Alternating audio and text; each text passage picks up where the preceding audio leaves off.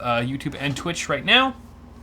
So let's start the second half of the show. Welcome, everyone. This is Awesome Hardware, episode 88, Side B. If you happen to miss Side A, you can go ahead and watch it on Paul's channel at youtube.com/paulshardware. If you're watching us on Twitch, hello, Twitch. You've been here from the beginning. You know what the deal is. And this is a live show that Paul and I do every single Tuesday at 5:30 p.m. Pacific time. For those of you who are new, hopefully you can join us for every episode from here on out. We love having you here. But we have an interesting show for you guys today. My half, of course, will be much better than Paul's. That's not true. You took all the fun AMD stuff, so mine's... Well, you guys can all tune out now. You did. We had a thorough discussion of Ryzen on my half of the show. Yes. Vega? I was in a little bit of Vega too, from what we were able to talk about. Splash. I was invited by AMD to their press event last week, so I had some first-hand experience with it. And we will be doing Q&A at the end of this episode, at which points, if you guys have further questions about Ryzen, we can discuss it a little bit more. Indeed. Yes. So hold your questions for the end of the episode, or the end of this half. Unless you want to donate, in which case then we're like, hey, money, so we read those more quickly. Donating is a very easy way to get some visibility on your comment. Yep. However, the higher you donate, the more we will prioritize your question. The louder we will read the question. We will just yell. $20, we will scream it at you. Yep. So first off, I wanted to say, do we have any announcements? Were there any announcements? I thought there was one at the top here. I guess I could announce that both of the prizes, the prizes in my giveaway that ended last week have been claimed now. So I did have to redraw for the RX 480, but that's been claimed as well. Yeah. And then both of our stores right now have sales going on. Here, let's do your store so the first. sales are basically, if you spend $50 or more, you get 10% off. If you spend $100, you get 20% off. So the more you spend, the more you save. Pretty typical marketing shit, but the details are right there. Yep. I have added some new inventory to my store, new products never before seen. First of which are the Tallboy pint glasses. These are kind of like in a retro style Tallboy, tall can.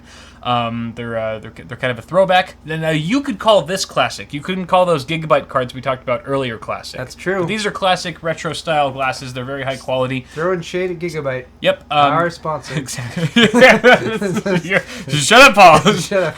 It's okay. They don't watch this part of the show. I hope. That's true. And then there's also mugs. I am selling mugs now, which are pretty cool. I kind of like them. At first, that was the only thing I could think of to put on a mug, and I was like, I posted it to Twitter, and people were like, I would buy that mug. I like it. I was like, okay, it makes sense. It's kind of funny. It's kind of geeky. Something that only your geek friends would know about.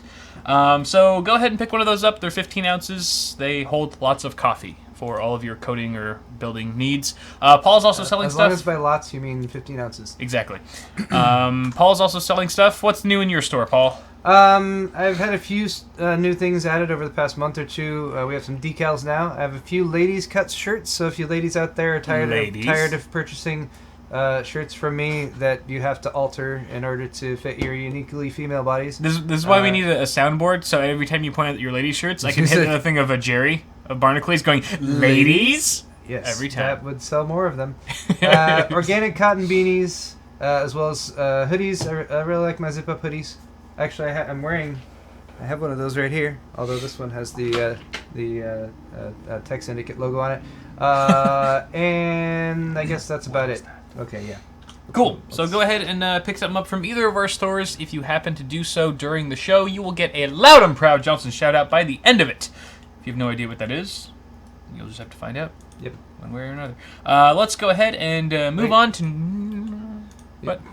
Delay for like 20 seconds. Hello, my baby. Hello, my darling. Da, da, da, da, da. You always have that on tap. Like, I do. At any moment. I feel like that's like the ultimate like flashbang performance to just kind of distract the audience. Brief distraction and entertainment. You know, all I can do is sing and dance, Paul. That's all I am. I'm just a man. I'm just a man that sings and dances. You're an entertainer.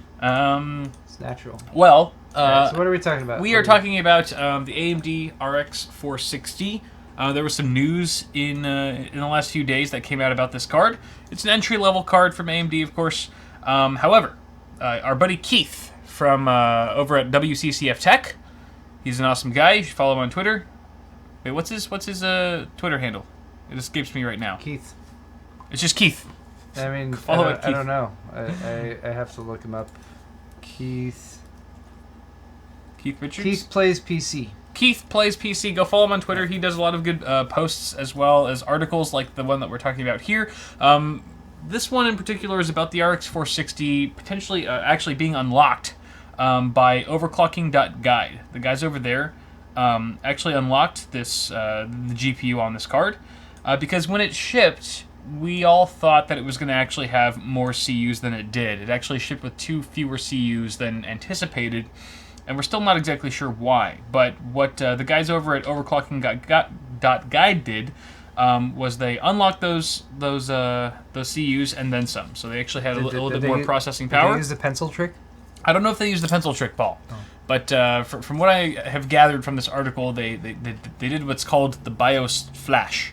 Oh, okay. They flashed a BIOS, which... That's easier than the pencil trick. The pencil trick sounds tricky. So after they did that, they were able to see higher gains in games and stuff. Keith actually verified this himself with a couple games he tested. Two of the 3 games he tested actually saw a decent bump for anywhere from like 5 to 7%, I would say, in game. So that's pretty awesome. I mean, like people get that basically from just overclocking their cards or their CPUs. Free performance. So why not do it with a simple BIOS flashback type of thing? Well, there is maybe a reason to do that. Ever since AMD rolled out their Relive, is that how you pronounce it? Relive, yes. Yeah, ever since they rolled out Relive, anything that's been flashed to that degree has not been eligible for the latest drivers, the latest Crimson drivers. So you would have to be running on because they re-enabled the what's it called? The biosignature check, which is now back. So if you're running a VBIOS that is altered or modified, it changes the checksum, and then and it gets flagged. It's basically like that's a different card than what we thought it would be, and it's not compatible. Exactly. So that's the trade-off. You can get 5 to 7% higher in certain games. However, you won't have the latest compatibility drivers, but which may or may not be totally fine. The other thing that was to note of these results that Keith got was that there was absolutely no change in the 3rd game he tested, which was GTA 5. So it's not given that every game is going to see a bump here, but for the most part, the other 2 titles that he ran were seeing pretty decent bumps, anywhere from like 3 to 5 to 6 or 7 FPS of an increase on average. And I guess he ends the article with asking why, again, like, were 2 of these CUs on this GPU disabled in the first place? And there's a couple theories behind it. One is to, for AMD to potentially hit a particular power envelope. Another one is if they wanted to introduce a new SKU, let's say something between the 460 and the 470. Let's say an RX 465. Is that needed? I don't think so. And I actually kind of, my theory is the opposite of that, where they were trying to widen the gap more between the 460 and 470. I think maybe with those 2 CUs enabled, and if you look at these results and you compare these results of an unlocked 460 to a 470, I don't know if that justifies the price hike between those 2 cards. I'm going to do that. I'm going to compare those results. You should. Fuck. I was gonna do that. Fuck. Smart. I'll do that really soon. Preempted. So I think that might be it. That's my personal guess. That wasn't listed in the article, but I think maybe they just wanted to have a bit more separation between those 2 cards to justify the prices. You think that'd be like frustrating if you're like a hardware engineer and you like spend all this time like developing a processor or something, and then they like finally they get it and like it's manufactured and they get the final silicon, and then they test it like it's too fast. We have to gimp it. Yeah, right. Yeah. They just slash this part of it, and it's like, oh my child, and it's like a kid that they've suddenly just like, slashed their Achilles tendon. You're just, slow down. Okay, maybe. Well, I'm sure the engineers just be like, well, I'm sure the engineers are like the ones that are like, oh my god, we made something so great and amazing and fast, and they bring it to like marketing, and like marketing sees it, and they're like, oh no, this isn't gonna make us money. This is too fast to be profitable. So you guys need to like, can you just cut off like 2 of the CUs? Like, you want us to what? Like those poor engineers. They're like why would we spend so much time on this? Yeah, why would we it's do so that? efficient. And they're like, no, you did too good of a job. Yeah. It's gonna make us not enough money. Cut some leads here, and give it 3.5 gigs of RAM. We can make a higher. We can make a yeah, exactly. So there's that. Thank you very much, Keith, for running that experiment for us, so we don't have to. Next up is about Silverstone revealing their 800-watt SFX-L power supply. Hey. Now, I remember back in the day, Silverstone was like the only, like one of the very few options that was 80+ certified that you could actually get a small form factor. An SFX power supply that would run, anywhere from 500 to 600 watts to drive, GPUs, which back then were not quite as power efficient as they are now. So you probably wanted, like, especially if you were overclocking, a 400 or 500 watt power supply. Well, you couldn't really do it without a Silverstone unit, and now it seems like Corsair is hopping on the bandwagon for small form factor for these SFX units. They released their line of that, and those have been very well received so far. Now Silverstone has kind of one-upped them. I feel like it's a kind of a battle now, like this new rivalry in the PC market that we haven't seen before between Silverstone and Corsair with the SFX power supply division. Now we have 800 watts on a single SFX-L power supply. Now, SFX-L, bear in mind, is about 30 millimeters longer than a standard SFX unit, so some small form factor cases might not be able to support this. It's long SFX. It might be a little bit long, yes. The L stands for long. What is the actual length? The length is... I don't think it's said. I don't believe it's said. Whatever the standard is for SFX... Let's see. This article's not thorough. Damn it, Overclock 3D. You're useless! This says 125 by 63 by 130. So the depth is 130. Okay. For an SFX-L. Alright, well, it's still pretty short. Oh, wait. This is SFX series SX500 LG. Which... That's a different power supply entirely. Yes, but I'm wondering if it's... Oh, yeah, but it is SFX-L. It is an SFX-L. Okay. So, I mean, it's going to be closer than an SFX estimate anyway. So, possibly anywhere in the range of 130, give or take 10 millimeters, I would say. So you have to bear that in mind. Why can't they change the frickin' blue connectors? PCIe connectors? Like, yeah. Why? Yep. Why? Yep. I don't Everything know. about this power supply is awesome. It's perfect. There's not even a sticker on the side, but yet those blue connectors. You can do the bane of my existence. You can do like most modern GPU SLI configurations with this in an SFX form factor. I painted in my wife's hotbox build. I used a Silverstone power supply because they make really nice, short, well built and very high efficiency rating power supplies. Right. And I used paint to paint around the outside of these things just because it would stand out against everything else that was colored in the case. Yep. There's no good reason to make those blue. No. It's not like a entry level power supply unit where you have to color code everything so people know what plugs in where. I think maybe like the cables, like the end of the I think those are those PCIe cables, I believe. The blue ones are for PCIe. Yeah, so I think for PEG power for. So PCI I think graphics. to more easily identify the PCIe cables themselves also Which have ones to plug blue in tips there. or whatever. Yes, I mean I know why you do it. Why don't you just write it on there? Yeah. Or just have a chart in the manual. That would easily suffice. Yeah. Because I mean, still, like, how the hell do I know what the other ones are? I don't get it. Yeah. Well. Just make it all black.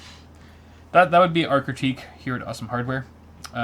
For you guys at Silverstone, if you're listening, you guys suck. No, please. This is a really solid power supply. 80+ titanium certification. It's super efficient. Titanium? Titanium. Jesus. I know. Wow. I know. That's like why? I would have bought it if it was bronze. But they just went the titanium route. According to the article, it's titanium. All right. Well, that's fully modular, of course. Single 120 millimeter fan. And granted, a 120 on an SFX unit is a lot bigger than most SFX units. So, which means it's going to have to. It doesn't need to run quite as fast as fast as high as an RPM. Potentially quieter, which is nice. You just have to be aware of that L, that lengthiness, that 30 millimeters that's added on as opposed to a regular SFX unit. You'll have to check the clearance compatibility with your small form factor case. It's slated for release later this month, but no pricing has been revealed as of yet. Let's go ahead and move on to our next topic, which is actually about our humble state of California here, Paul. Oh. And they have given That's where we live. They've given a green light to Nvidia to start testing their autonomous vehicles. Oh, cool. Self-driving cars are now going to be tested on public roads. These cars will be belonging to none other than Nvidia. Why are there... There's like people trapped in the car trying to wave... like, save us, right? Oh, yeah. That's the impression I'm getting from this picture. Well, it's like it's one of those like, look, ma, no hands. Oh, okay. I think. All right. I guess all right. That's Or, slightly less dire assessments of what's going on. Or you could be completely right, and it's a sign for help. Yeah, the people are being kidnapped by the robot that's taking control of the vehicle. Indeed. So this article comes from The Verge, and they've confirmed that the California DMV, Department of Motor Vehicles, has granted Team Green a permit to test these self-driving vehicles on the state's public roads. Now, this is also just along with a whole slew of other companies that have also been testing self-driving vehicles in California, such as Google, Mercedes-Benz, Tesla, Ford, and GM. They're all permit holders currently. But not Apple?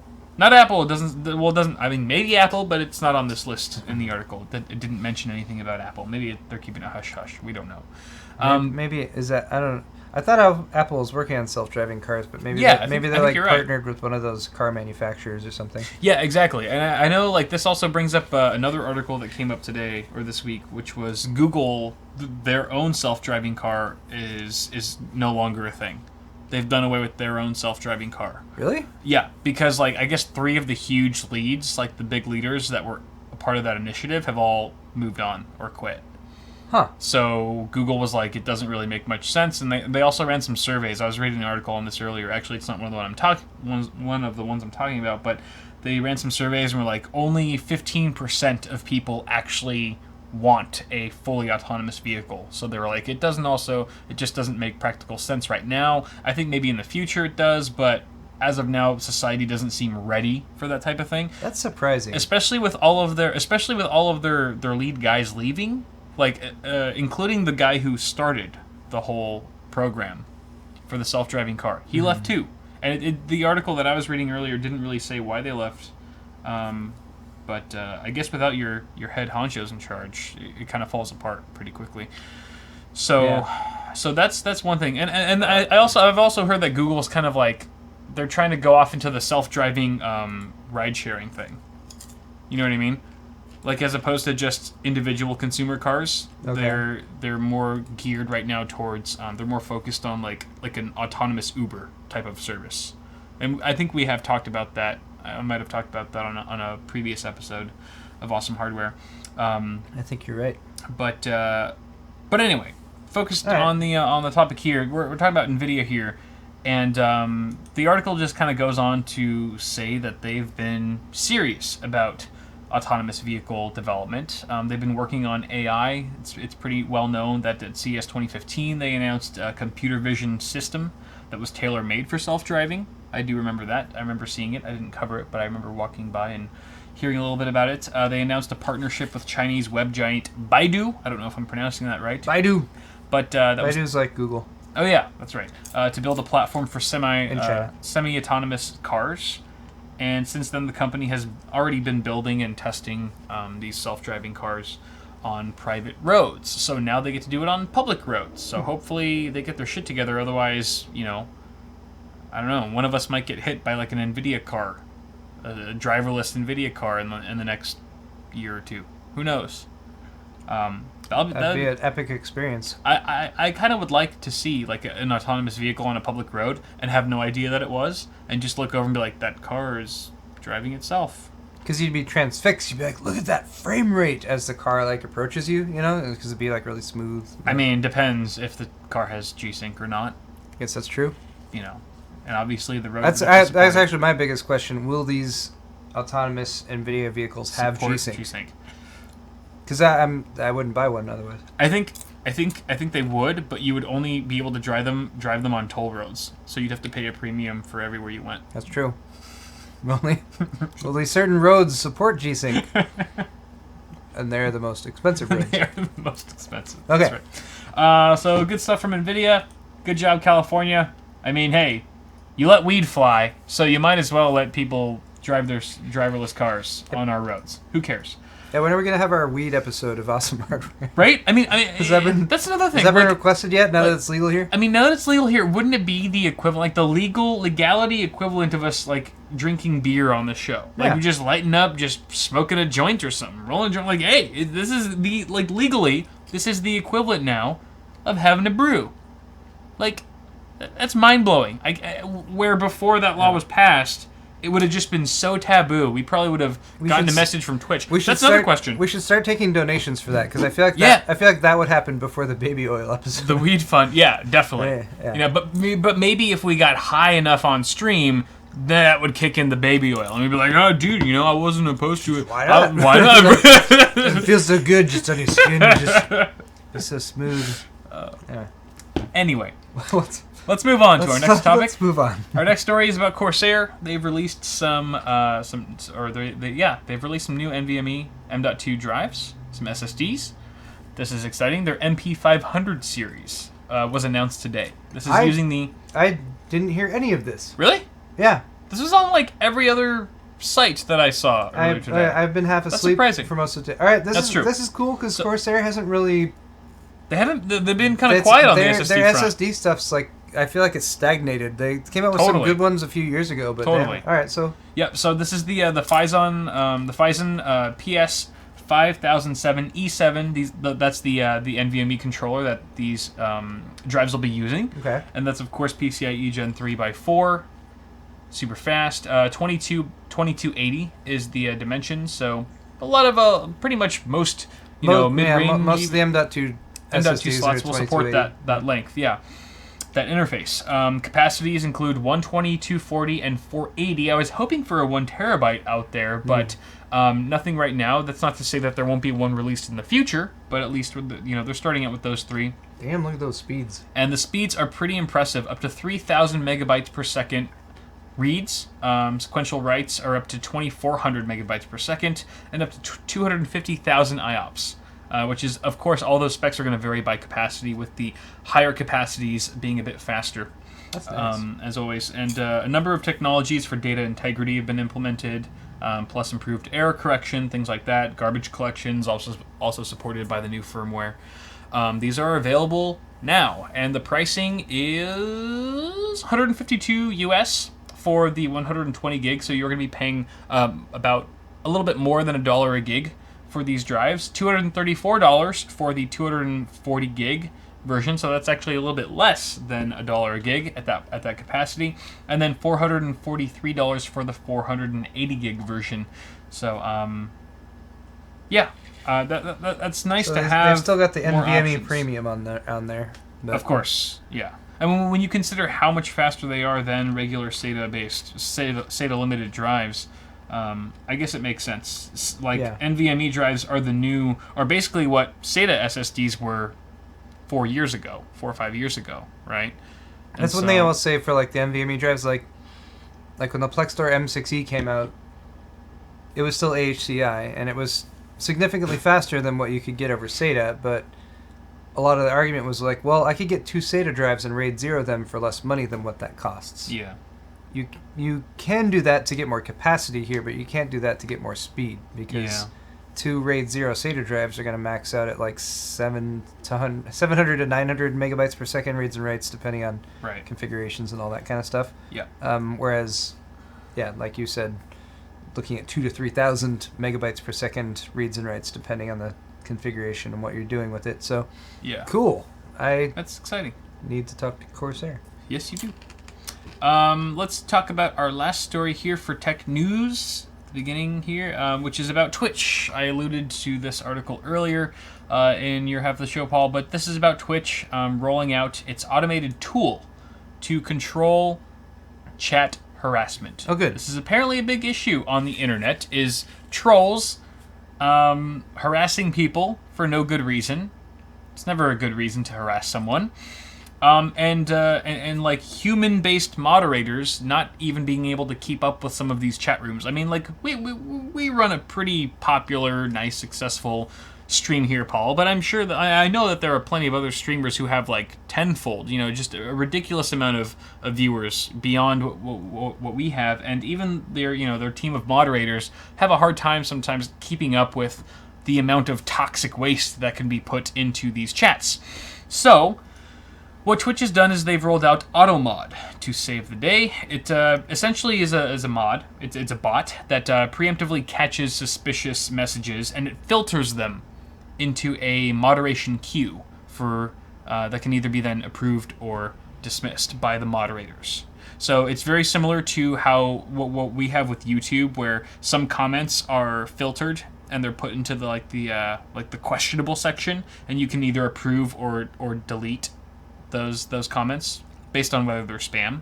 It's kind of like a spam inbox. Okay. Imagine it like a spam inbox that filters out potentially suspicious or inappropriate messages before they're ever even seen in chat. And then from that point, only the moderators, the human moderators, can access that queue, that filtered inbox, so to speak, and either approve or dismiss those comments. So you might say that the AutoMods seek to destroy the evil forces of the trolls? Indeed. That's essentially what this is designed to do, because the problems have just been rising and rising with the popularity of the platform and Twitch chat and things like that. There are 4 different levels that, I should say 4 different levels of aggression that Twitch streamers can choose between for this AutoMod. Oh. So, that's pretty self-explanatory. There's 4 categories additionally, including identity, sexual language, aggressive speech, and profanity that this bot can now kind of moderate and supervise. So Twitch is claiming that AutoMod goes beyond the standard kind of banned words list, right? Because that's a pretty simple algorithm or whatever. Instead, it uses machine learning and natural language processing to kind of ID these inappropriate messages. So that covers things like not just like the FUCK word, but emotes. Maybe like certain emotes that are inappropriate or other symbols. The bot will actually pick up on which of these messages have been deleted or banned by the human moderators, and then it'll just know in the future that's probably an inappropriate message without even, ever having to be told. So that's kind of cool. I think overall this is going to be a positive change for the Twitch community, I would have to imagine, because there's a lot of negativity on the internet when everyone has the option of being anonymous. So I feel like Twitch is a pretty stand-up company. They probably wouldn't have implemented something like this unless they knew that there was a real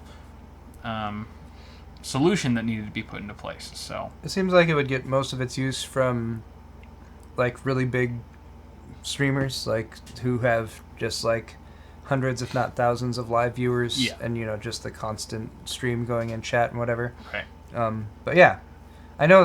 Like some. I mean, like I don't watch too many big streamers. I don't know. It was like Bubble Puppets, Firefox.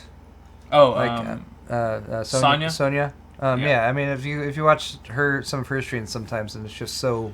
Yeah. The comments just come so fast. Yep. So, and she's got like tons of mods too, but it's right. Yeah. So sometimes I feel like it's also like the sexual harassment seems to be a focus for something like this, and I feel like it's there's a lot of very successful, very capable and like very intelligent like female Twitch streamers.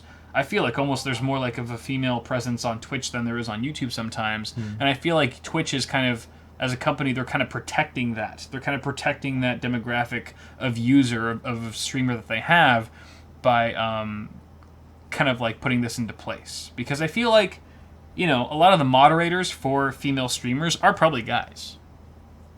You know what I mean? And I feel like sometimes maybe like even the moderators themselves, being a guy, like you might see some kind of sexual harassment comment in chat, and maybe you're not like thinking from a female's mentality because you've never been a chick or whatever, and so you're just like, well, that's not offensive to me, so I'm not gonna like ban or put that dude in timeout. I'm not gonna take any action. So I don't know. I mean, that's just a theory. That's speculation. But maybe like Twitch is trying to protect their very solid core group of like female streamers and trying to make it a more inviting environment for them, so that they can continue that trend of just like, you know, having just as many female gamers as there are male gamers. Because why not, right? So good on you, Twitch. The article also talks about like how Twitch can potentially use some of the machine learning that Amazon has, because you know it's owned by them, to potentially make the bot even stronger. You know who else has impenetrable? You know who else has machine learning now? AMD, bro. Machine intelligence. Okay. Machine intelligence. Let's move on to our next segment, though, which is to fund or not to fund. This is a segment that Paul and I do where we go through. Is this your second segment? Yep. Why is your half of the show so long? It's okay. After this, there's just a few. We're already done with news, which is the longest part. Good. Okay, good. So, all right. So this is basically we take a look at some crowdfunded campaigns that are active and completely live right now, and we see which ones are good, which ones are should be on the Linus Tech Tips Kickfarter series, and things like that. That's the stupidest name. I'm sorry. Kickfarter. It's it's awful name. It's really bad. It's really bad. I will say that. They could have thought of something a lot better. That's like a 9-year-old would Kickfarter. think that was a good name. They must have all been. I appreciate. There are many things that Linus Media Group does that I appreciate. Kickfarted. At least the title of the show. Like, that's okay. The series, the content itself is very rich and interesting, documentary-wise. Like, but the name, yes, I agree. Anyway, to fund or not to fund. The first campaign that we're taking a look at today that has been crowdfunded is the Spontaneous Pop-Up Display, SPUD for short. This has already been funded $650,000 of its $33,000 goal. That is holy freaking that's a lot more money than they wanted, apparently. Good lord, they took her gerbs. This is essentially a collapsible projector when you boil it down. It's a collapsible projector that kind of like squashes down to the size of a book, maybe a larger book more or less, weighs less than 2 pounds overall, and it's a projector. It's got adjustable brightness anywhere from between 350 to 785 nits. I am not a projector guru. I don't know exactly how bright that is. I would imagine it's probably on the more entry-level end of things, but I think the real appeal here is to have a 24-inch screen on hand at any time of the day, no matter the situation, that you can put in your purse, your bag, your backpack, without having the burden or the stress of an actual external monitor.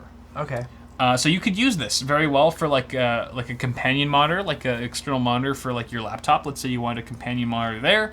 You want to play a mobile game at a coffee shop, and you just want to like pop out this thing. It's got a lot of different uses because it is so portable, yet expands to be so big, which I think is kind of cool. The battery life is anywhere from 4 to 10 hours, based on the brightness level that you adjust. It has HDMI and USB inputs, so you could do something like Chromecast. You could stick a Chromecast in there. Chromecast, or perhaps the Amazon Fire TV stick, the Fire Stick. You could stick that in there, and you could watch content theoretically on a 24-inch screen that is high def. They did not say the resolution. They said it was high def, which I'm hoping is at least 1080. Is it? Does it say? It's got to be 1080. I mean... Control F that shit. Because I couldn't find it. Oh, no! 0 of 0. Does not say 1080. 720, maybe? Oh, so it is 720. Why did you choose the resolution to be 1280 by 720? Perhaps power efficiency? Oh, wait. Balance between cost and performance. Yeah. Yeah, it would have costed significantly more if it was 1080, that's true. It does say it's 120 hertz refresh rate.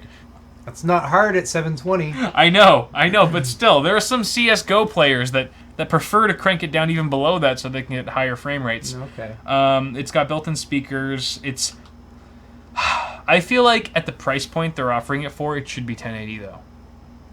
Because the price to back it for the early bird, I think it's the early bird, is nearly $400. I never want to look at a 720 screen ever again in my life. Yeah, I feel like we don't really. There's no place anymore for 720 screens. We've moved on. Unless you're like watching a YouTube video from like a really like shitty area where they don't have good bandwidth and you have to watch the video at 720 because you don't, you know. That's because you have to. That's because you're forced to. Right. It's nothing that you would actually willingly pay a shit ton of money for, though. So that's a different story entirely. I think the concept is cool. I think there are certain situations where you would love to be able to cram something into your pocket, more or less, to expand up to a 24-inch screen. But I think they need to lower the price somehow, shave down on costs, and make it 1080. But everything you say in critiquing this is completely destroyed by the fact that they've raised $650,000. I know. Well, that should be a stretch goal. Like if we get that's crazy. If we get like $100,000 or like $500,000, $500,000, why don't you just use some of that and make it 1080? You got like 3 days still to go on the Kickstarter. I know as well. It's insane. I mean, the concept of it again is really cool. The projector itself, it's all integrated. It's an all-in-one unit, and it kind of expands like an umbrella. It kind of looks like an umbrella, sort of. So we've goes up and down. We've dealt with the logistical dilemma before of trying to go somewhere on location and take a monitor. Yeah. And traveling with a monitor is a pain in the ass. Yeah, pain in the ass, especially if you had it in a bag you were going to try to carry on, and then they force you to check it, and then it gets chucked by the baggage handlers and then lands on a corner, and you get it back and the LCD shattered. Right. Yeah, you don't have to worry about that for this. So I guess there's however many people contributed to this must have all dealt with that situation before. Exactly. So it's a matter of like what kind of quality level are you looking for, because this is obviously not going to compete with something like a standard 1080 monitor that you pay a fraction of the price for. My comparison to this, though, and I don't know how much they cost. I could look it up right now, but I don't want to. The USB connected monitors, like Asus makes those. I have one. You have one. Well, it's USB. You have a crappy one, right? Oh no, you paid more for yours. You paid. It's pretty good. You paid like $300 or $400 for yours. I take it back. It's USB powered, but it has a full HDMI. It's still HDMI. Output. Yeah. Mm-hmm. So there's ones now that like connect via USB Type C and USB 3.1 and get the power and the data connection over USB. Signal. Yeah. And they're very thin. I don't know how big they are, and I don't know what the price is right now. But I know that Asus has shown them at the past two CESs. And I still don't know if they're available. And I've seen them and been like, "That's really cool. I want one of those for taking on trips." And you set it next to your laptop, and it's like super thin like that. So that would be the competitor to this in my mind. Yeah. And is the price of this really competitive with something like that? Right. I don't know. I guess it depends on how much real estate you need versus quality. Well, I feel like the one that's an actual panel would be better quality, and of course. Then you. But it would be like color depth and that kind of thing. It'd still probably be like 15, 17 inches though, which is a shit ton smaller. I mean, even like big, bulky 17-inch laptops still can't compete to the size of like an external monitor. Yeah. So it just depends. Do you value quality? How much do you value quality? How much do you value screen real estate or size? And where on that scale do you fall? And what's your budget, sort of thing? Asus right now. Asus has a. That's not Type C, is it? USB 3.0, 15.6-inch, 1920 by 1080 IPS USB portable monitor for $180. So it's smaller, but it's higher resolution, and it's $180. And you just plug it in via USB Type C, and you don't have to make a silly tent. Right. Or whatever. The issue with that, though, is there's no HDMI. So if you want to do Amazon Fire Stick, or if you want to do Chromecast, or if you want to stream something from your phone, there's certain... It depends on there are so many things that you can do with the monitor. It really just depends on what you're trying to do. What are you using it for? No, I call BS, because if you have this, you're plugging it into a computer, and if the computer can access any of the things that the Fire Stick can access, then you're not using your computer properly. So you're saying this might be a more elegant solution to have your laptop hooked to it just so you could use the Fire Stick? I'm saying I'd rather have something like this. I'm saying if I have... I would too, personally. So you're saying like a monitor to take somewhere remotely with you, where it's like all I'm taking is the monitor and my Amazon Fire Stick and my Chromecast, and that's all you're plugging into. Let's say you're camping. All right. Let's say you're camping and you want to watch a movie. If you're camping, you shouldn't have a screen anyway. You shouldn't be watching movies, and you should be out in nature. Again, look at the stars. This is a very personal thing that will vary from user to user. I'm with you on that. I don't think you should be in like a giant like luxury motorhome when you go camping. I think that's bullshit. I've never gone to like a Coachella in any kind of like glorious or glamorous glamping. Glamping is what they call it, and screw glamping. It's a stupid word. But there are certain areas where I could see something like the projector thing working out. You don't have to worry. I think a huge thing also is not having to worry about damage as quite as much as like an actual screen that can get cracked or a damaged pixel. I think that's huge for something like that. So that's something. But we've spent enough time on that. Let's go ahead and move on to the next crowdfunded campaign here, which is I just like the name of this. This is the Big Ass Light Bar. That's what they're calling it. It's already been funded $72,000 of its $25,000 goal. Pretty gnarly. What is it at right now? Yeah, 72,500. 22 days left, so it's got a long ways to go. It's probably going to get to 100K easily for a freaking light bar. But I don't know. Guys, let me know in chat if this appeals to you. It's water resistant, shock resistant, and chemical resistant. It is allegedly, according to the page here, the brightest battery-powered LED work light ever made. So this was actually funded and produced by a technician. I think it was an auto technician or an auto mechanic or something like that who really needed a solid work light. And he was tired of the ones that he had being fragile or not being waterproof. If you needed to take it out into the rain, or they would shatter. This thing is like indestructible. This is like apocalypse proof, essentially. It's kind of over-engineered to be able to sustain any kind of damage, abuse over time, long periods of time. It's got 48 hours of battery life, 5,000 lumens. I don't have, like, in my head, that doesn't mean much to me, but it sounds like a lot, and from the B-roll footage that they have of just dudes walking around with it, it looks blinding as fuck. And it's adjustable from 80 to 5,000 lumens, so it doesn't have to be blinding you the entire time, but it just looks incredibly, incredibly well built. It just looks like one of those man products. Like, if you're a man, you need a big-ass light bar. Why are they smearing shit all over it? Because they're showing, like, if there's oil spills on it, you can just wipe it down, no problem. It's chemical resistant, basically. It's like the ultimate heavy-duty work light. It's over-engineered. It's completely unnecessary it's only IP66 rated. IP66? I don't even know what that is. Ingress protection. Oh, ingress protection. Ingress. You should know what IP ratings are. Why? Because it's a significant feature of cell phones and other devices. If it has nothing to do with computers, it does not concern me.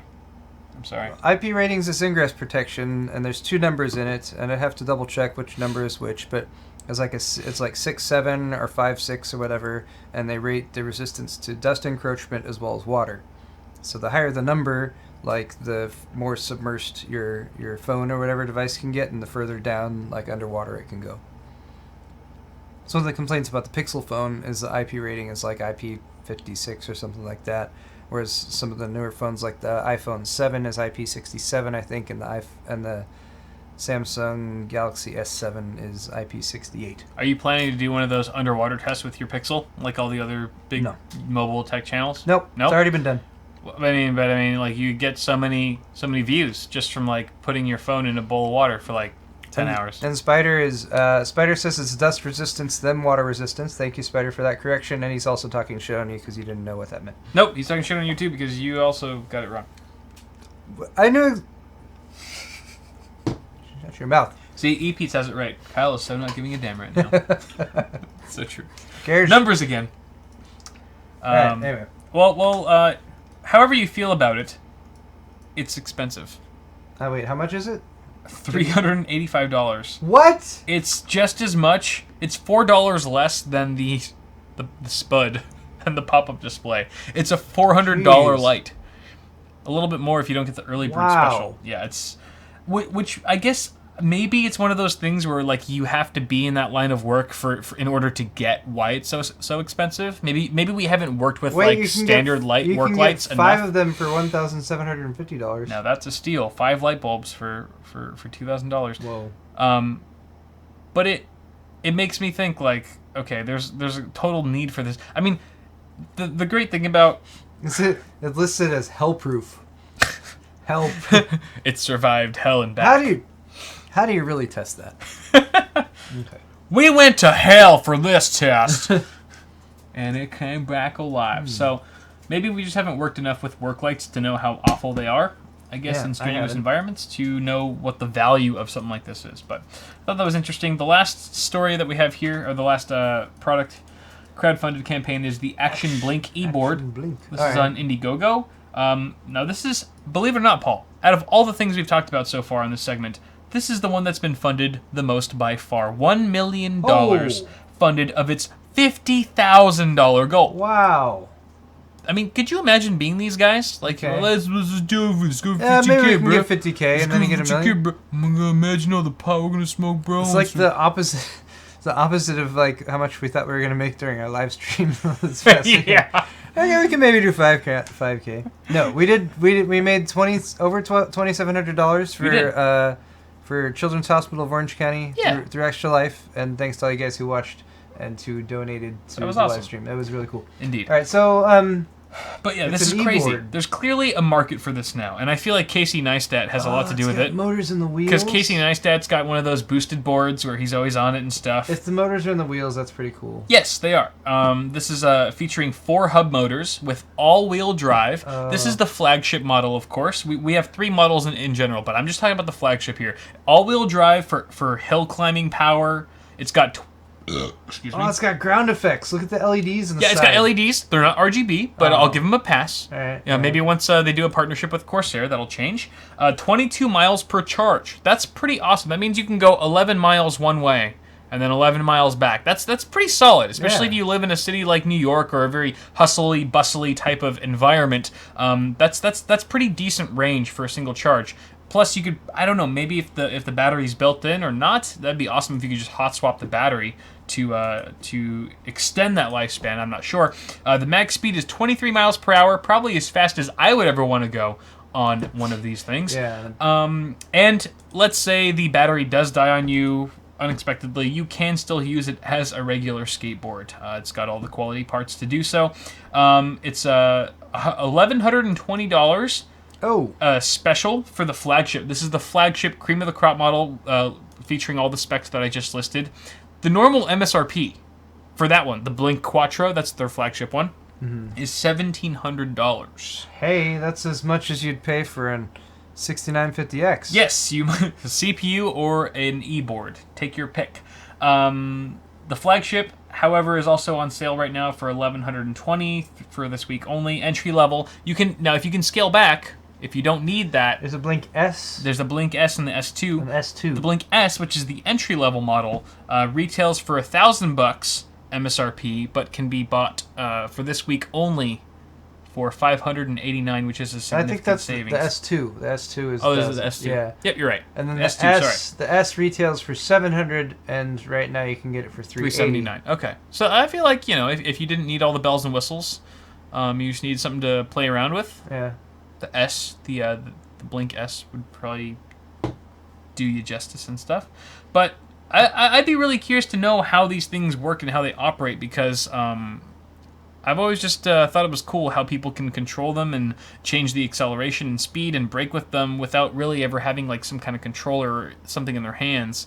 Doing it all with their feet, so to speak. I just don't know. I don't fully understand eBoards yet. It's not something I fully understand. How they exactly work in terms of maneuverability and operation. Do you know how you can control the speed and braking? Is it simply a leaning thing? Is it kind of like a gyro, or maybe pressure sensitive? Do you know how these work? I have no idea. I have no idea either. They're foreign to me. I assume it's leaning. You can lean forward and backwards, maybe for to accelerate or decelerate. Maybe there's a handheld thing. Cell said that there was a boosted board. The boosted board has a hand controller. Yeah. Okay. That makes sense. It doesn't look like there's one here, so I don't know. Oh, wait.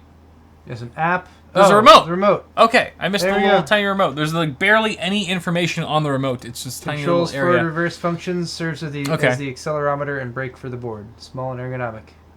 Okay. Mystery solved. You can also get an app to set modes, check mileage, track routes, and keep up with your fellow Blink riders. Yes, of course. It's a smart board. It must be app enabled, of course. So, that's pretty much that's all for to fund or not to fund. That seems fun. We had a couple of contenders here. I would have to go with the Blinky board. Yeah, the Blink board just sounds like the most fun out of all those things. It does. I have no use for a big ass light bar or a spontaneous pop up display. All right. Hey, it's time for Sponsor Spot. Sponsor Spot. Yay, Sponsor Spot. GIGABYTE has sponsored our show. Yeah. We'd like to say a big thank you to them. We are talking a little bit about this device that they have for sale, which is the GIGABYTE Bricks Gaming UHD. It's an ultra compact PC.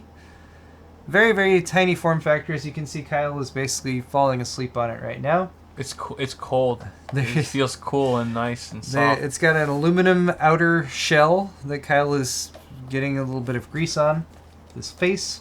Features Intel 6th generation core processors. The one in here is a 6700 HQ. Also, only 2.6 liter size, right? 6700 HQ, yeah. Is that right? Okay. 2.6 liters in size as far as the actual, how much space it takes 8 gigs of RAM, M.2 SSD, which is 120 gigs, as well as a 1 terabyte hard drive. Nice. With Windows 10 Home Edition. And this is a gaming device. It can output 4 individual 4K. It can support 4 individual 4K displays via the 4 display outs.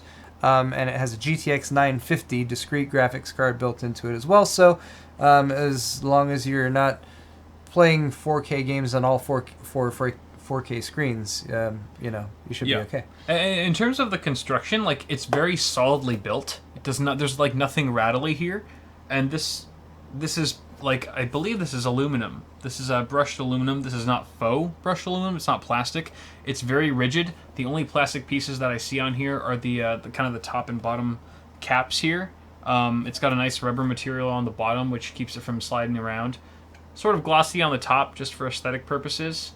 But overall, it's very solidly built. I guess that's one thing we haven't really talked about much about this unit, is that it does feel pretty like a brick. Like, I could kill Paul with it right now. If I smashed it against his head, this would win. He holds my life in his hands. Quite literally.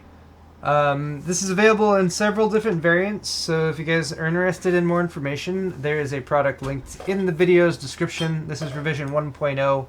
And yeah, there it is. There's some additional pictures as well as other different configurations. But yeah, 802.11 AC Wi-Fi, supports 2 2.5-inch hard drives as well as that M.2, 2 USB 3.1 ports, one of them in Type-C, as well as 3 USB 3.0, 3 mini display port, 1 HDMI, Intel Gigabit LAN, headphone and microphone jack. And look at these buildings which are on fire, which also... which is also a selling point. Okay, thanks GIGABYTE for helping to support awesome hardware. Yeah. And thanks to all you guys for continuing to watch. Our next segment is Pimp My PC, I believe. Yep. We've got some PCs to pimp, yo. So let's talk about our first one from Julius. I have to pee. You do? Yep. Do you wanna do the thing? I kind of do. All right, you do it. I'll talk about. Start us off. I'll do it. I'll do it right now. I didn't take a break in the middle. In the in-between part of the show. Okay. Let's do that right now. I'm gonna go ahead and do this really quick. All right. Julius, Mr. Julius. All right. So what I will say about this PC, first off, I think your color coordination is on point. Let's talk about your specs really quick. FX 8300. Okay. Asus M5 A97 with an that's R2.0 PNY 16 gigs. Of memory. That's your memory kit. EVGA 750 Ti. Toshiba 256 gig SSD. Get some hard drives in there. RAID Max case. Okay. For what you've been able to pull off with a RAID Max case, which quite frankly aren't the best, on the market that are available. I think you've done a pretty good job here. Your cable management could be improved, especially in the power supply area. Also up top where your 5¼ inch bay is. There's a little bit of cable mess there. But I think your color coordination is on point. I would say flip the power supply around. Honestly, it's one of those things where, like, if there's a power supply ventilation at the bottom of your case, if there's like a dust filter at the bottom for your power supply, everyone's always like, well, you should just flip your power supply upside down. But I feel like I haven't fully tested that myself yet to see if that really makes much of a difference. I will say this, I'm just used to not seeing the power supply fan. Like, so I would just, for aesthetic purposes, flip it just so I wouldn't have to see that nasty grill on your unit. That's my take. I can see you've also spray painted your Hyper 212 cooler there, which I think looks pretty cool. It's got kind of a charcoal gray. I'm not sure if that's what you were going for, or if it hasn't been fully coated. Maybe you only did one pass with the spray can or something like that. I feel like it could be blacker. Let's put it that way. To kind of like blend. Bigger and blacker. Bigger and blacker, and you know Paul style. But I think overall, that's Chris Rock, I think. Oh, is it bigger and blacker? It's one of his stand-ups. Oh, okay. Anyway, but I think the blue LEDs on the fans, the front intake, aren't quite matching with the rest of the system. They're kind of like that more like ocean blue, where you kind of have the baby blue in the rest of your system. I'm a stickler for that sort of thing. You might not be, and that's perfectly fine if you're not. But I think also an upgrade of fans. I think both the ones on your CPU cooler as well as your case fans would do your system some justice as well. But sleeving extensions also can't hurt that. I feel like that's almost every PC that comes through here. Just get some extensions. It immediately makes the look of your rig just so much nicer for really not too much more money. Unless you're dealing with like a super budget PC, then it's probably not worth it to spend $30-40 on cables. Are these SATA cables? Are these front panel connectors that are sleeved? Looks like it. That's more baller than Hotline, actually. Like, Hotline doesn't even have those cables sleeved. Huh. Huh. Alright. But cool. I think make those changes and you're good to go, man. It's a pretty solid looking build. I told them, I was like, it's pretty nice what you've managed to do in a Raid Max case. Yeah. Looks good. Looking good, bruh. Thanks, Julius. Looking good. Alright, next up we've got... Next is Travis J. Ferguson. Travis? 970 gaming motherboard. Alright, so your PC right here is, from what I can tell, far from a travesty. Alright. I'm gonna go hang myself now. So basically what you've got here, just shut up. You have a pretty decent setup of hardware. I think the color scheme is obviously pretty straightforward. You got red, black, and white with that fan.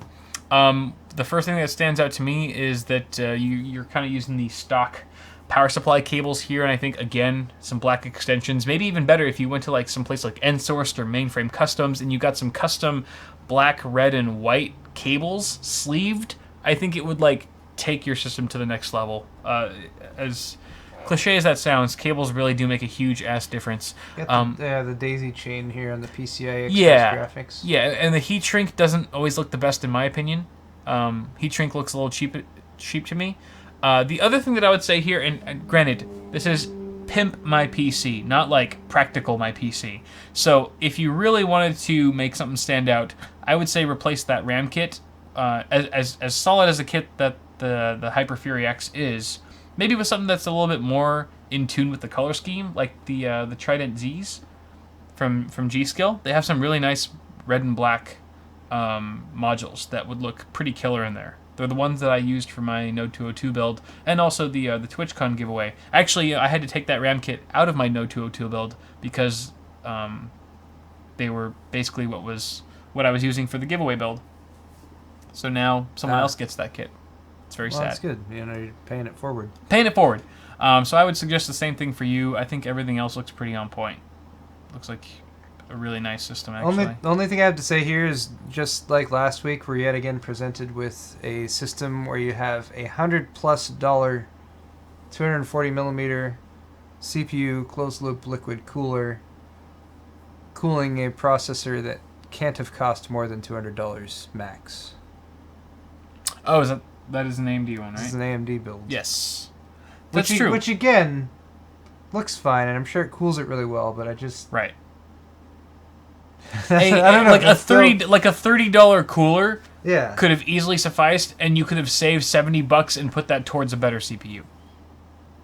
Granted, you'd also have to get a new motherboard and stuff too. You probably have to go Intel and everything. But hey, that would be a great upgrade. But it would look great. I'm looking forward to not saying that anymore once we have Zen-based systems in Q1 of 2017. Yep. All right. Nice build though, Travis. Next up is Kevin Fortune. Yes. There's a Noctua NFA14 IPPC-2000. What? Oh, that's for the fans? What? The radiator fans. NFA14. Oh, okay. Yeah. Yeah. The bottom rear fan. Waiting for my Skylake X or Ryzen CPU, so he's planning an upgrade. Right. Oh, look. All the specs. Fractal design, Define S mid tower. A 9590 4.7, overclocked to 4.9. Asus Crosshair 5 Formula Z. I thought the 9590s were 5 gigahertz. I thought they just shipped at 5 gigahertz.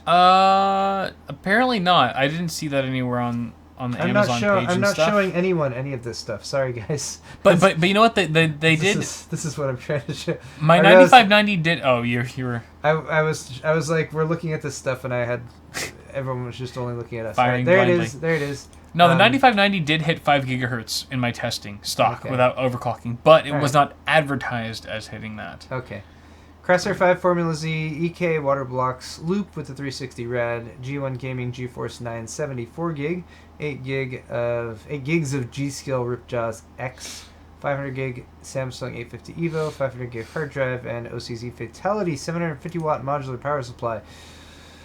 All right, weakest link in this system, to my mind, is your power supply. Yeah.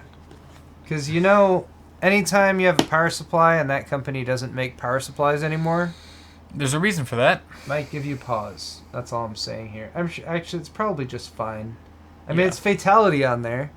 It's endorsed by Jonathan Fatality Windle, and you know he would not just put his name on anything something that was not that would make him millions of dollars, or that would make him tons of But all right, I'd do it. So the pimpiness here, such interesting. I will say one thing about that power supply.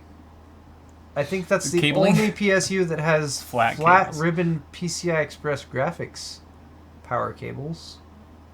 And despite the flat ribbonness of them all, either end of it looks hideous. Yeah. Right? It does look scary. Either end has red and black, or yellow and black cables and garish red plugs. Looks like tentacle porn, but less arousing.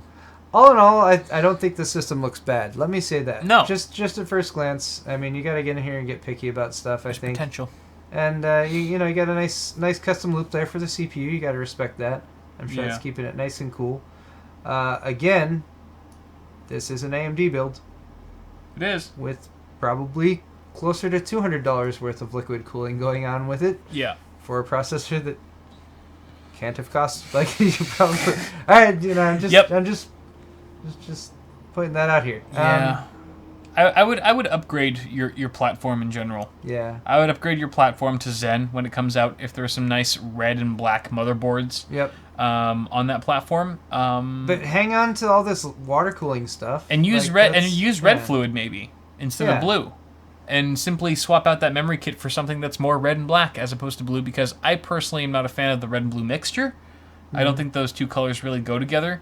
And I think red fluid would look so much better, whether it's like a solid or whether it's pastel or not. I think it would look a lot. Yeah, it would blend better. But I think you have some nice water cooling stuff going on, and I think that's what stands out the most to me. Some of the core components here, I feel like, could be kind of brought up to be on par with the liquid cooling that you have. And if you've already done the custom liquid cooling, that's a big step. A lot of people don't even get that far. Right. So yeah. But again, I think just taking a look at it, I think it's a good looking system overall. But yeah, there's things that can be done. Indeed. Thanks, Kevin. Damien Daniels. Yeah, Damien.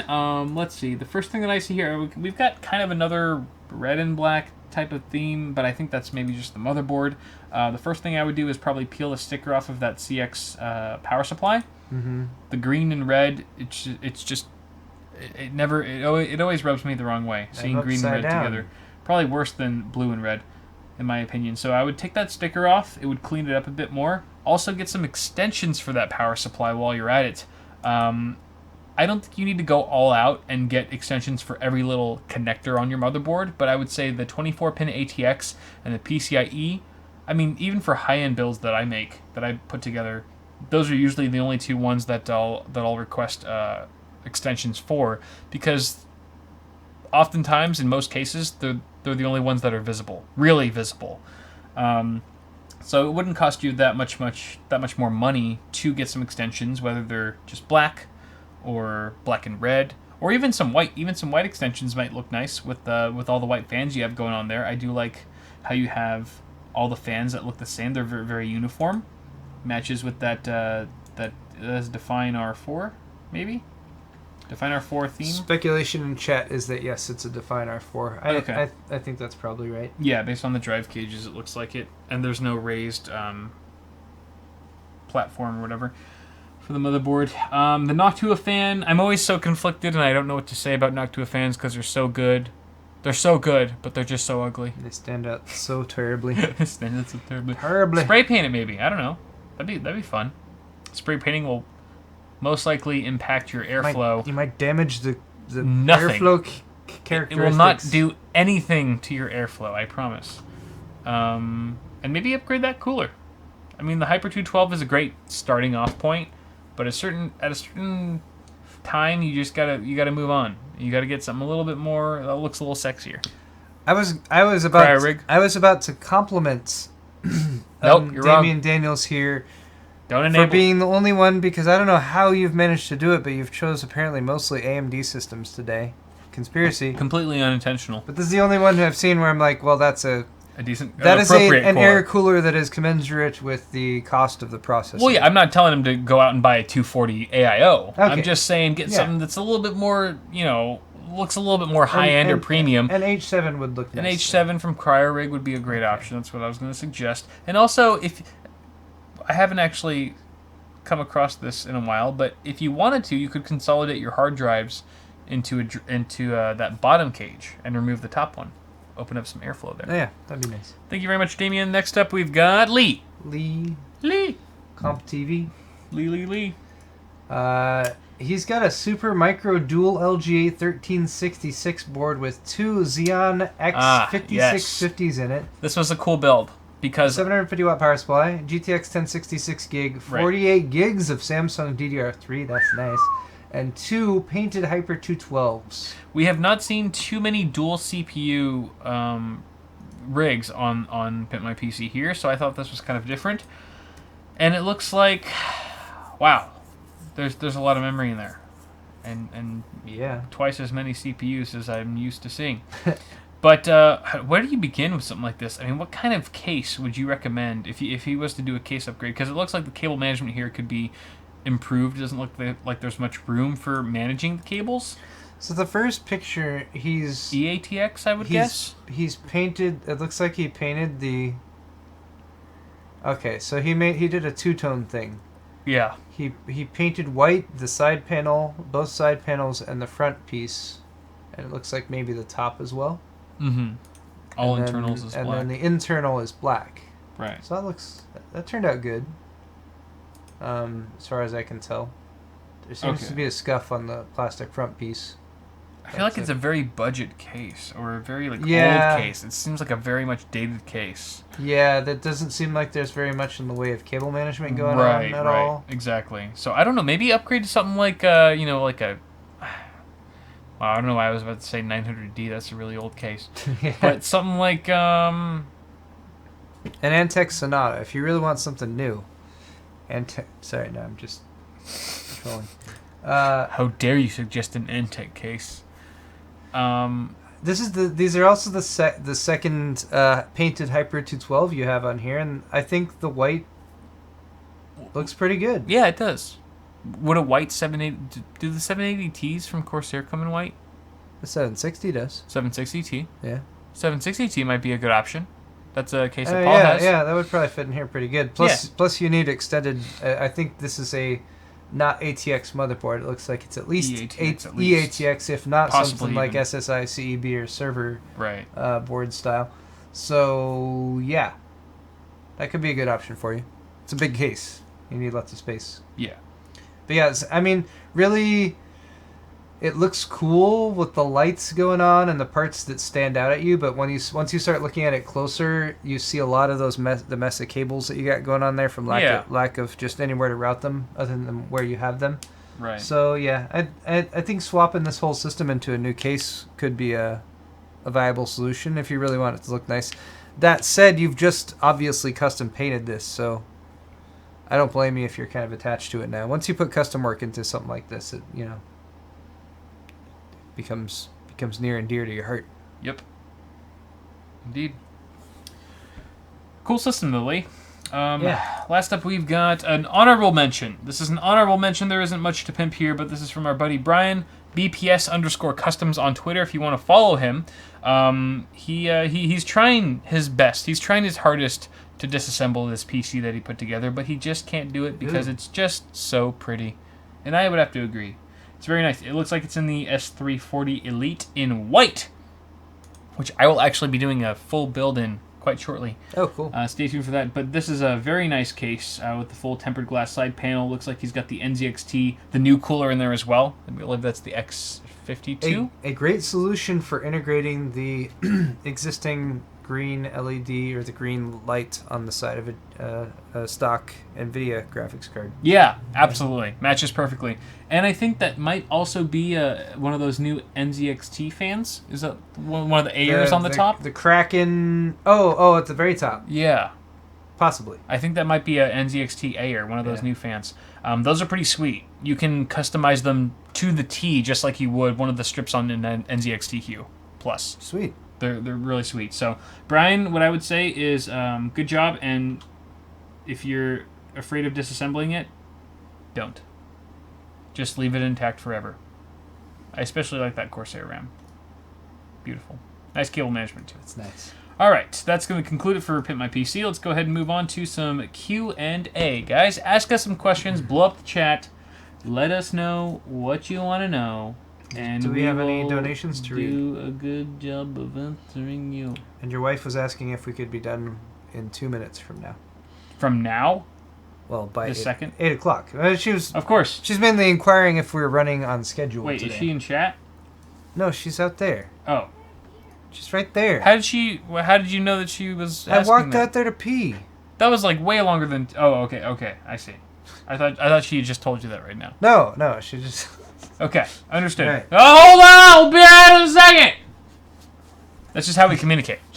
It works for us. All right, some quick donations. Why don't you go ahead and vet some questions while I do some donations. $5 from Automatic Tech. Thank you very much. Hey, guys, just picked up an Oculus Rift and Windows 7 decided not like new tech, so upgrading to Windows 10. Also, Kyle, have you had any problems with the FX9590 or GTX 970 with installing Windows updates in the past, with them refusing to install and freezing your rig no matter how many times you start over with a fresh OS? No, I have not experienced any of those things, Automatic Tech. If you have a similar situation with an FX9590 and a GTX 1070, you're having problems installing Windows, I mean, I honestly, there are so many variables there that I can't really tell you what you should be doing, but you might want to verify that those components also work inside of a different PC. Maybe try installing them in someone else's rig or build another tester build to make sure that there's nothing defective going on. You should not have a problem installing Windows 10 on that hardware at all.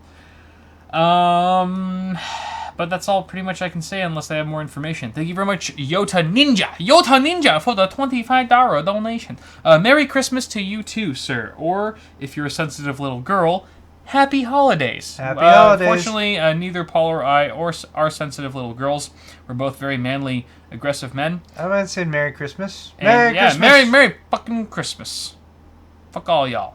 Thank you very much for the donation there. $5 from Always Dead. Interesting name. Have either of you checked out the Cougar Panzer Max full tower case? No, I have not. If so, would you ever consider building it? The Panzer Max full tower. I think I've heard of that. Panzer Max. I've heard the name. Panzer I'm not Max familiar with the case. Cougar. That is... No, I have not. It looks very interesting.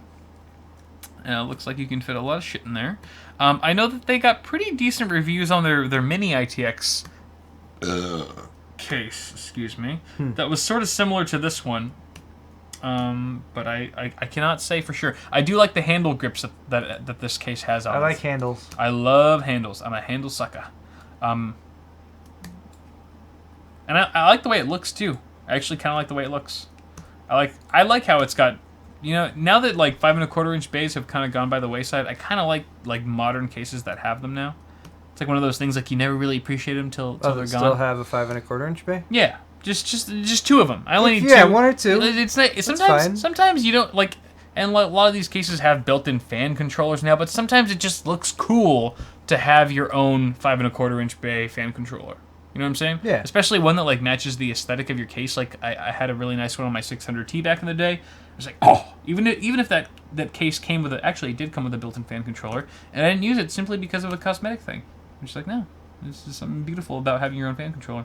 Nice. Anyway, last donation from Carl. Carl Bennett, thank you very Carl. much. I have an Asus X99 Deluxe. So do you, Paul. I do. X99. With DDR4, I've been having blue screens with memory-related messages. What DDR4 memory do you suggest I replace the failing sticks with? Honestly, I don't think it's really like a matter of like what kind of RAM you should be using. I think memory is one of those things that is just very prone to failing in a case. If there's usually something going wrong, I always check the memory first. I mean, it depends if you've been using it for a while yet or not. If you've been using it for a while and it's starting to get errors, I would also look to the motherboard. I mean, but you should check both. Definitely run both. Run memtest. Memtest, yeah. Run memtest because that will test diagnostic. every single cell that's available in Yeah. all of your memory sticks and tell you if it detects any errors or whatever. Yep. As far as what to replace it with, in my experience, memory is memory. Yeah. It works. Exactly. If it works, it works. If it doesn't, it doesn't. Pick the one that looks the best to you. Yeah, one that looks best. You know, Well-priced. get faster speeds and timings if possible, but don't spend too much more money Yeah. on that type of thing. Yeah. And then I do like sticking with brands that have a little bit more history, that at least are more established. So, you know, Right. Kingston, G-Skill, Corsair, who Crucial. else? Crucial, A-Data. There's other ones too. That's it. Yeah, that's a good assortment though. Yeah. All right, that's the last donation. That's the last question. donation. Yes. All right, I have 6 questions here All right. lined up. We're gonna answer them Let's- quickly, and sure. then that's probably all we have time for. Blitz it. All right, CP65 asked, when is Paul gonna shave? When? Yeah. I was gonna shave during the live stream, and just as it proceeded, I got tired, and I was like, I don't know. It seemed like less and less of a good idea. I've been intending to shave this beard off for the past 5 days. I have not had time. Like I was like, no, I have other things I need to do rather than shaving. So Slacker. I am planning on shaving this ASAP because Slacker. although I don't mind the way it looks, it's just I don't know. It gets itchy and stuff like that. So I'm probably gonna shave soon. Baby. Probably in the next video you see, I will be shaved. Gibson 3DK asks you, Kyle, is that Fraps running on the PC in the background? What? No, it's actually not Fraps. Paul can verify this. This is actually the refresh rate monitor that's built in with the OSD of this monitor. Isn't that awesome? I've never turned that on. You've never turned it on? No. Really? Why? Because why not? Because, I mean, it basically shows you your FPS when you're gaming, because it syncs, right? So whatever your refresh rate is, your FPS is. So it's like I never have to enable Fraps. It's just always kind of there in the corner. Do you just keep it on all the time? Yeah. Oh, all right. Well, It doesn't bother me. maybe I'll consider turning that on. Yes. It's a refresh rate counter. Okay. Brandon Henderson asks, Kyle, would it be possible for you to do some setup videos? Setup videos. Are you into setup videos? I am not into setup videos. Maybe, like, I was talking about this briefly with Wifey Sauce the other day, which was possibly getting a studio, like just a small space that's not in my house, has a little bit more room. And I feel like then I'll be able to really do some cool setup stuff, at least initially, to set up a nice desk area that I feel proud of and actually worthy of, you know, showing a video on. Because right now we're living at my grandparents' place. I don't want to drill many holes in the walls, things like that, to kind of shake up the area. So I think maybe in the next coming months, if that's something that's in the future for me, then you can maybe expect some new kind of like renovation tours type of things with the desk area. I feel like I mean, the setup videos where people send in pictures of the setups, like those, I think have their place.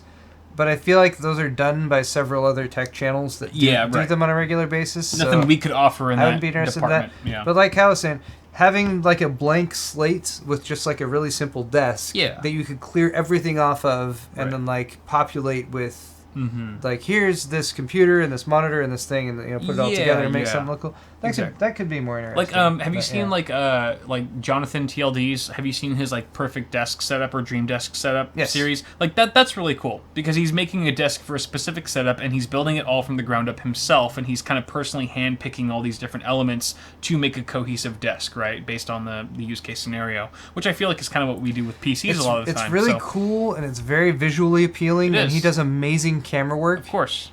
I will have to critique it in that it's not always the most practical thing. No. Because he often goes and rents out, like, space that's set up that people rent out for space for, like, like this really cool-looking loft apartment that no one ever actually lives in. Yeah. It's just like this... just there for immaculately background. designed, like, with some, like, designer that makes hundreds of thousands of dollars put it all together, and, like, 2 people actually live that way. It's kind of vintage library in the back of books that no one reads. I appreciate those to some degree, but there's something that's simpler where it's like, here, you could do this at home, I think would be a little bit more practical. Of course. Okay, Paladin 1 asks, when will I get my hearing back? Tomorrow. Sir Ice asks, what is your favorite colors? It's hard to say. Well, if I'm branching out of like the whole like, well, I'm not 5 anymore mentality. I've always been drawn to purple ever since I was younger. Purple's not a girly color, by the way. Purple's like a color of royalty. I will say. But I mean, what do you expect really from a guy who has a fully pink PC that's custom water cooled? My first ever PC was pink and black. So I wouldn't say pink's my favorite color by any means. I like purple, and I've always liked brown. I know that's a shitty color, quite literally. I don't know why brown. I like Cherry Mix brown switches too. It just goes hand in hand. What can brown do? Can't get enough of brown. Right. What about you, Paul? I like earth tones. Earth tones, yeah. Earth tones are nice. I don't know. They're calming. Yeah, and if I had to choose... Feng shui. I guess it'd be blue, but I'd try to find like a unique kind of a gray blue, like the sea after a storm. Ominous. Okay, anyway. Epic asks... Tell me more. Do you think Zen launch will be a paper launch like the GTX 1080s with stock, few, and far between? That's a good question. I don't think so. Yeah, I mean, I would say... Because it's been in development for so long, I would say hopefully probably not. Yeah. I feel like AMD doesn't do that as much as Nvidia. Well, both companies have done it in the past at various times, depending on but maybe that's just because Nvidia's been more recently, But yeah, I think if they know what's good for them at the point when they start announcing a lot of the more specifics, they will be very close to being ready to have them available for sale. And I really hope that there's not much of a shortage, because shortages often lead to like price hikes and people having a harder time to get rid of them.